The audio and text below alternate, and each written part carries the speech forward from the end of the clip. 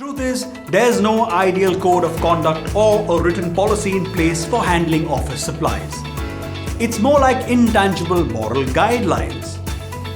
So, to be clear, pilfering, hoarding, carelessness with office supplies and abusing office supplies does constitute misconduct and malpractice. Or at least it should to a thorough professional. As tempting as it may be, the moment you take more than what you need to do your job, you're committing theft. A lot like shoplifting. Here's why that's true. The financial issue. The US Chamber of Commerce estimates that improper usage of office supplies by employees costs American companies $20 to $40 billion a year. Pilfering may be responsible for roughly 35% of an organization's inventory shrinkage annually and an average of 1.4% of its total revenues. Those numbers don't change too much when the rest of the world is brought into the picture. That's a lot of money that companies could have used to make life better for their employees. In the absence of tangible policies to guide behavior though, what does one do to ensure prudent handling of office supplies? Here are some rules to ensure everyone is taken care of. The rules of handling office supplies. Rule number 1. Never take more than you need. Picture this. You realize one fine morning that paper in the office printer is unexpectedly over, just when you need to urgently take a printout. Then, after running helter-skelter to find some paper, you find out that the person in the next cubicle has a cabinet full of A4 size sheets. How do you feel?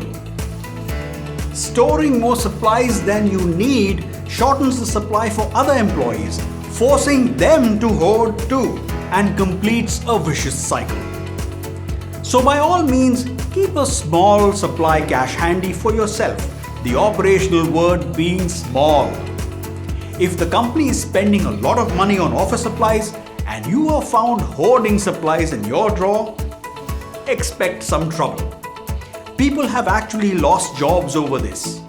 Not worth it, no? Rule number 2. If something is over, say something. If you go to the supply closet and find that it is out of stock, it's your duty to report it. And if, by chance, you are the one to finish the supplies, drawing supervisory attention to it or requisitioning for more supplies yourself is just being thoughtful. Rule number 3. Be gentle and considerate. You might want to leave the quality testing of stationery items to the manufacturer. There's little point trying to test and see at what specific punching force the vending machine's buttons lose their functionality. Take the time to know the limits of your office supplies. And even heavy-duty paper shredders won't handle more than 20 sheets per pass.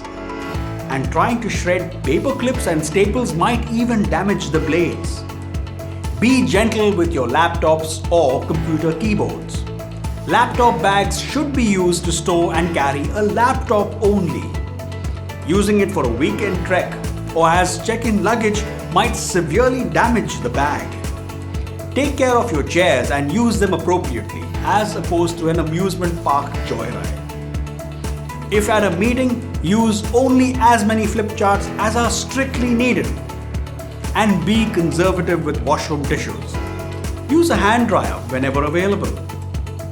Rule number 4. Stop borrowing office supplies for home use. If you aren't seeking permission to take office supplies home, and if you aren't returning them, it's stealing, no matter how you look at it. Need we say more? In summary, it's time to rise to a higher level of accountability if we aspire to higher levels of professionalism. Petty as it may seem at first glance, you now know that there are very real repercussions associated with mismanaging office supplies, both moral and financial. If you had a business of your own, how would you want your employees to handle office supplies and associated costs? Let the answer to that question guide your actions. Discovered something new? Hit like, share, and subscribe to keep the knowledge flowing.